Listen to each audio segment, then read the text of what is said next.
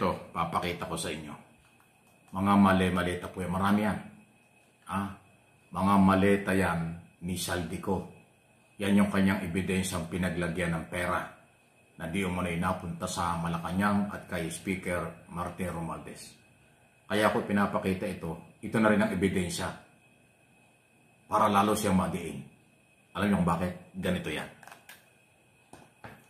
Ang inilabas na mga maleta ni Saldico na sinasabi niyang pinaglagyan ng pera, admission yan na dumaan sa kanya ang pera.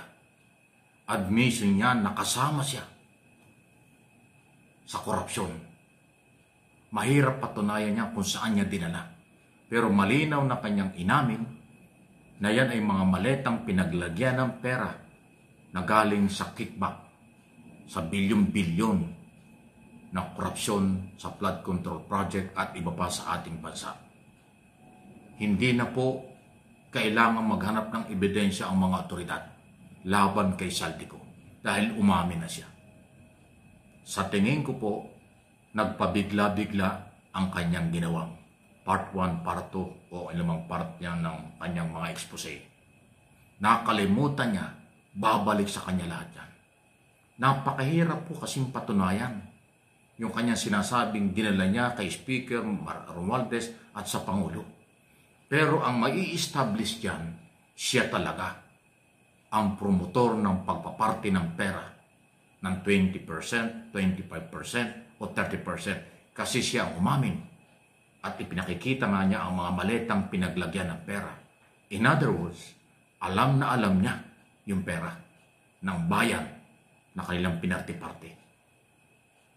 Yung pagpapakita ng ebidensya ng mga maletang pinaglagyan ng pera, yan ang ebidensya laban sa iyo, Saldico.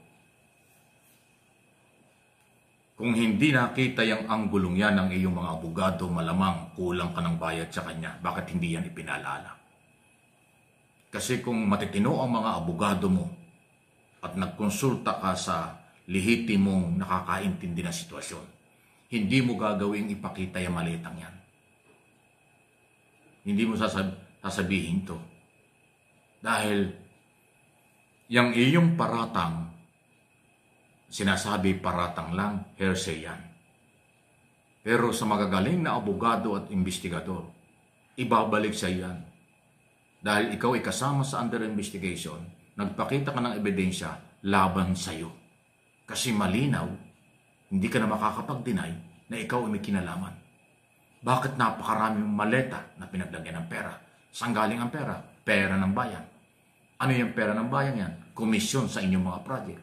Ikaw ay kontraktor, ikaw ay congressman, ikaw ay dating chairman ng Committee on Appropriation, so ikaw talaga ang gumawa pala nitong pagpaparti-parti ng pera.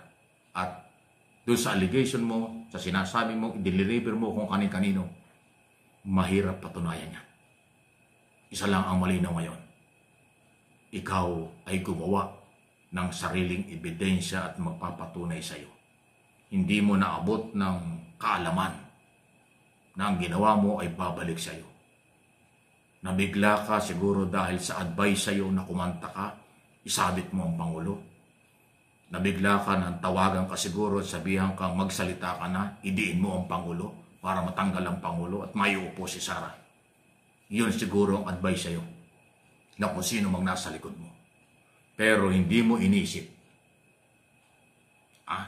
na yung iyong pinakitang mga ebidensya ay laban sa'yo at hindi ka na makakapagkaila, makakalaboso ka na dyan. Hindi mo ngayon pwedeng sabihin na itong maletang ito ay galing kanino kung kanino. Hindi, inaamin mo na eh. Sa'yo yung maleta, yan ang pinaglagyan ng pera, nandun sa bahay mo at nandun sa tabi ng mga kotse, ready na for deliver. So ikaw mismo ang merong kinalaman. Yan ang mabigat na kasalanan mo. Yan ang mabigat na problema mo ngayon. Ako kaya ko ito sinasabi mga kaibigan, matagal akong nagko-cover ng mga pulis at NBI at maging sa korte. Napakasensitive po ng paghanap ng ebidensya, investigasyon ng pulis, investigasyon ng NBI, investigasyon ng mga prosecutor. bago dalhin sa korte at pagka-trial sa korte. Nasabaybayan ko po yan. Investigative reporter po ako nung araw.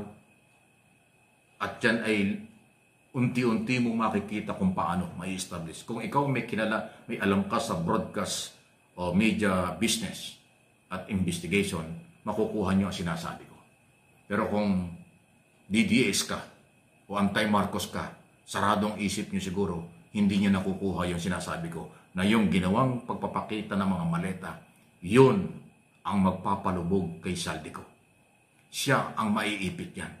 Hindi na ngayon niya pwedeng i-deny na walang pera. Hindi niya pwedeng i-deny na wala siyang kinalaman sa korupsyon.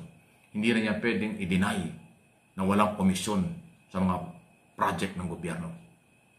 Malinaw na kanyang inamin na siya ang nagsingit ng pera sa utos umano, mahirap patunayan yon. Siya nag-deliver ng pera, siya ang may maleta, mga tao niya nag-deliver sa kung saan niya dinala at paano niya pinagparti-partihan yung pera. Yun ang admission. Napakabigat po niyang ginawa mo. Nagkulang ka, Mr. Saldico, ng pagkonsulta sa magagaling na investigador at magagaling na abogado. Nagpadalos-dalos ka sa aking personal na opinion at pananaw dito. Wala nang kahirap-hirap ang mga prosecutor ng gobyerno, especially ang Department of Justice, ICI at Ombudsman. Yan ang mga maletang yan ang magiging ebidensya laban sa iyo sa kasong pandarambong, plunder, non-bailable offense. Kaya dapat umuwi ka na ng Pilipinas. Harapin mo na ang lahat ng iyong kasalanan. Ibang iso, ibang level, yung pag-aakusa kung saan mo dinala yung pera, mahirap patunayan yan.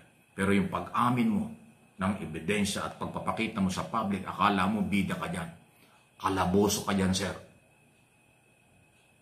Mayamang ka lang, pero mukhang kulang sa kaalaman. Hindi ko pwedeng sabihin bobo ka, baka kasi matalino ka rin, kaya lang ibang talino mo. Yun na lang. Mayaman ka, bilyonaryo ka, pero nagkulang ka sa kaalaman. Padalos-dalos ka, at yung padalos-dalos na ginagawa mong part 1, part 2, kung ilang part yung mga expose mo, bawat salita mo na lumalabas sa video, at iba pang inilalabas mo, yan ay ebidensya laban sa iyo. Maniwala ka. Hindi mo na ngayon, ulitin ko, hindi mo na maididinay. At kahit mag-deny ka, hindi na maniniwala ang mga tao, prosecutor, o maging sa hukuman. Kasi paano mo maididinay na hindi sa iyo yung mga maletang yan? Alam nga namang nag-travel ka lang, abroad lang, kung ano napakaraming maleta. 30 maleta yung pinakisinasabi mo 2024, 30 maleta na nilagyan ng pera. Pera ng bayan yan Bakit mo nilagay sa maleta? Bakit yung pinarti ang pera ng bayan? So ikaw ang may kasalanan sa lahat ng ito. Mananagot ka. Personal ko pong opinion ito. Ano inyong masasabi dyan? Maging matalino tayo para hindi tayo mahawa sa mayaman pero kulang sa kaalaman. May kasabihan sa amin sa Batangas, ang isda sa bibig nahuhuli. Yan ang mangyayari kay Saldico.